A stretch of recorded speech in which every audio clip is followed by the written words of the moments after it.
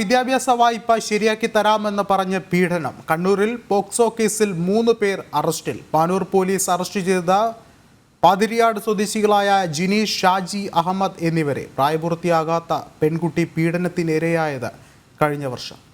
കൂടുതൽ വിവരങ്ങളുമായി മിഥുൻ പിള്ള ചേരുന്നുണ്ട്. മിഥുൻ, എന്താണ് നിലവിലെ നിയമ നടപടികൾ? വിഷ്ണു, പ്രായപൂർത്തിയാകാത്ത പെൺകുട്ടി പീഡനത്തിനിരയായ സംഭവത്തിലാണ് ഇപ്പോൾ 3 പേരെ കണ്ണൂർ പാനൂർ പോലീസ് അറസ്റ്റ് ചെയ്തിരിക്കുന്നത്. കഴിഞ്ഞ വർഷമാണ് ഈ പെൺകുട്ടി പീഡനത്തിനിരയായത്. വിദ്യാഭ്യാസ വായ്പ ശരിയാക്കി തരാമെന്ന് പറഞ്ഞാണ് ഈ 3 പേർ, അതായത് പാതിരിയാട് സ്വദേശികളായ ജിനീഷ്, ഷാജി അഹമ്മദ് എന്നിവർ കുട്ടിയെ പീഡിപ്പിച്ചത്.